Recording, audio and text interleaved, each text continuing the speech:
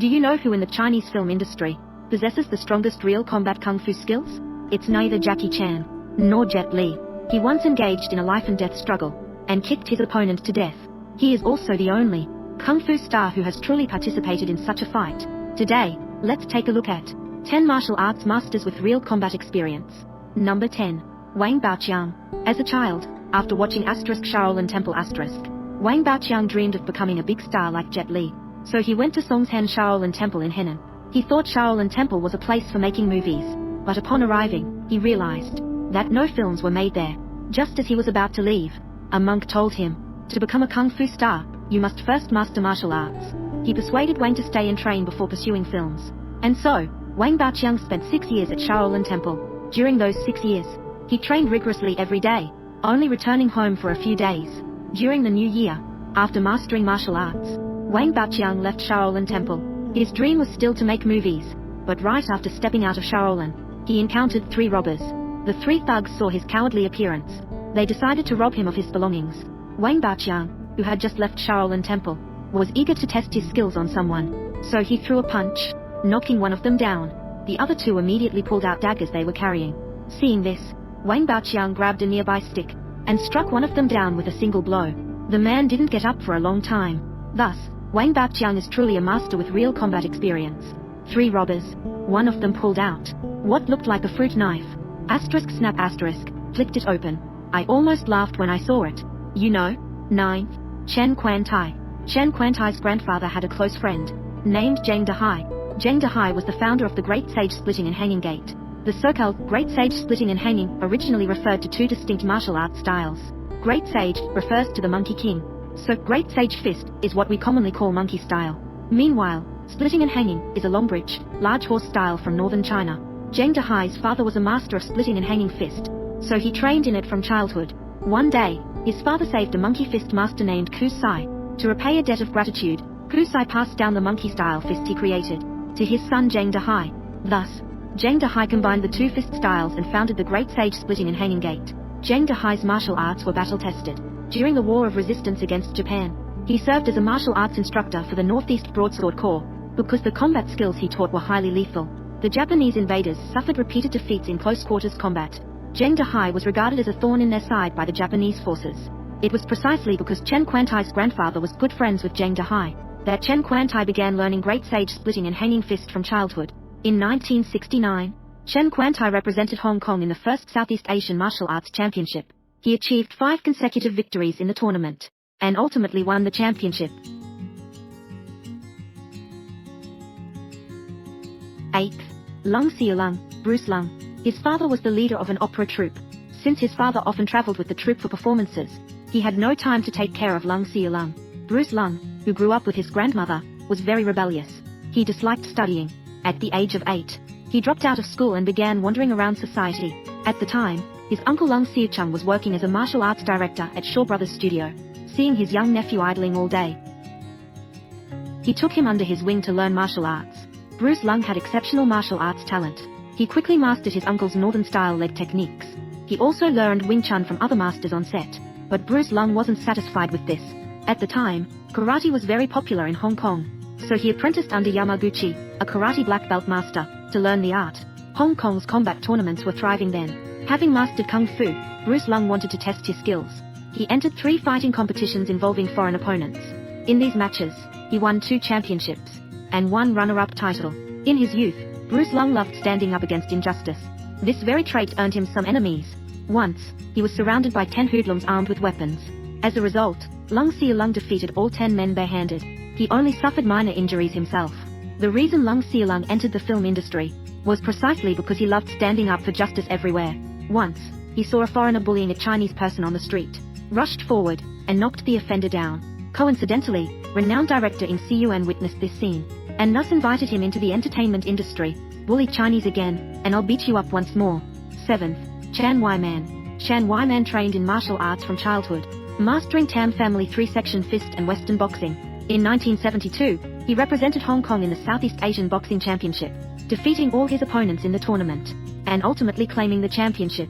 In 1983, he competed in the World Elite Free Fighting Championship, knocking out Japanese fighter Morishiki Go in just 35 seconds. Chan Wyman's punches were exceptionally fast, hence Hong Kong's saying, "Fists of Chan Wyman, kicks of Bruce Lee."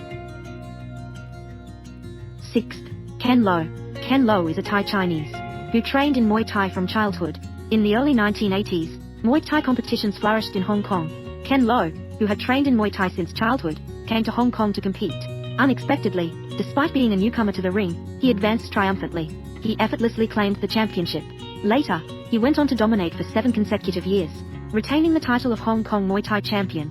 For a time, Ken Lo became a prominent figure in Hong Kong's Muay Thai scene, but soon, Hong Kongers lost interest in Muay Thai competitions. To make ends meet, the highly skilled Ken Lo had to work as a bar security guard. At the time, Jackie Chan, already a major star, often brought friends to the bar where Ken Lo worked for drinks. This was how he got to know Ken Lo. Impressed by Ken Lo's martial arts prowess, Jackie invited him to join the Jackie Chan stunt team, and appointed him as his personal bodyguard. 5th place, Dick Wei. Dick Wei was born in Taiwan, China. He trained in martial arts from a young age. Not only was he skilled in combat techniques, but he also mastered weapons like knives, spears, and staffs. In the 1960s and 70s, Dick Wei competed 3 times in the US-hosted West Coast Combat Championship, winning the title each time. Because of Dick Wei's exceptional martial arts skills, after enlisting in Taiwan's military, he became the chief instructor of karate, taekwondo, and Chinese martial arts for both the Army and Navy. During his service, Dick Wei was invited by Chang Che to act in films. After retiring from the military, he directly joined Shaw Brothers and became a professional actor. Many people thought Dick Wei and T Lung were biological brothers, but they were not. Dick Wei was not his original name. His real name was Tu Ji Long. Seeing his lack of fame, T Lung suggested he change his name to Dick Wei. T Lung hoped his own fame would boost Dick Wei's career, but it never took off. It wasn't until the decline of Shaw Brothers in the 1980s that Dick Wei joined Sammo Hung's stunt team and began making his mark in the film industry. He frequently played major villains in Jackie Chan and Sammo Hung's films, with his most memorable role being Luo Sanpao in Project A.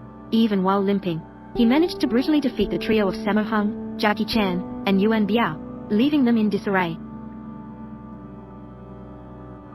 4th, Billy Chow. The name Billy Chow became synonymous with combat prowess. When discussing the most formidable martial arts stars in cinema, Billy Chow is the first to come to mind. Yet this fearsome man was a frail, weak child in his youth.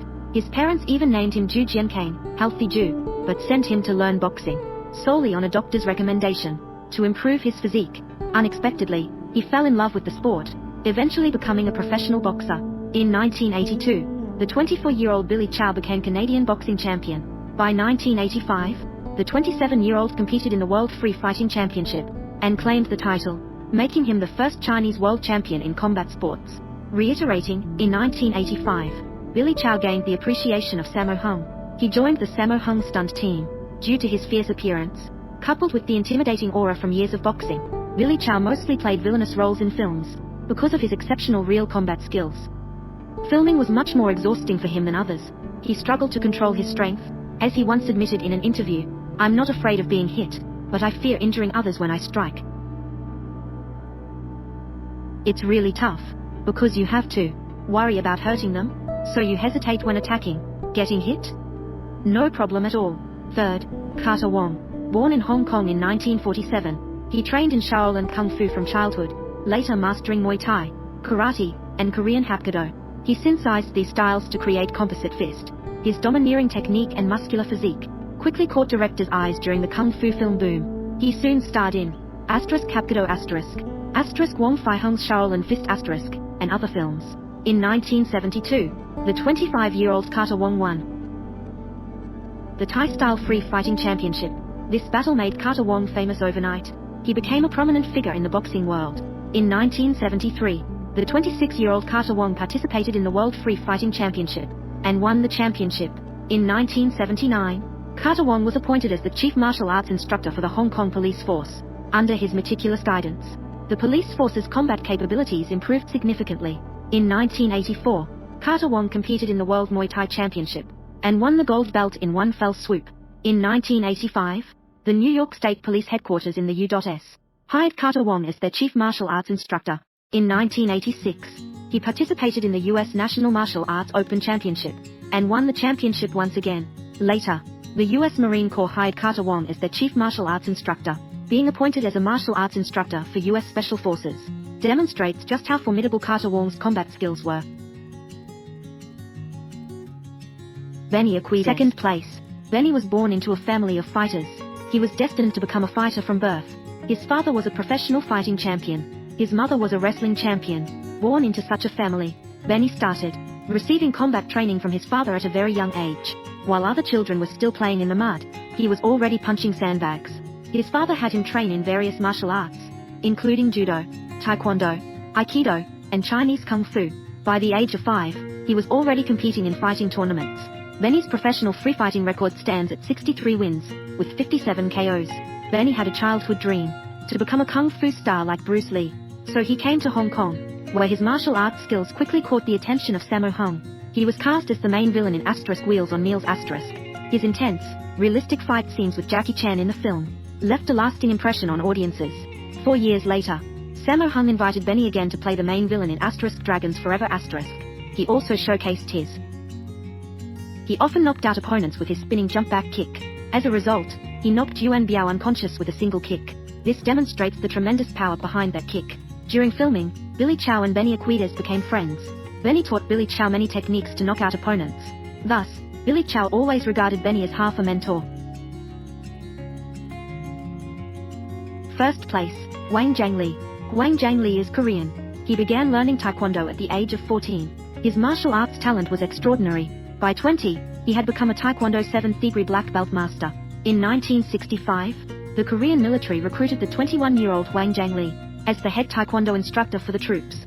After World War II, the US interfered in Vietnam's internal affairs, which led to resistance from the South Vietnamese people.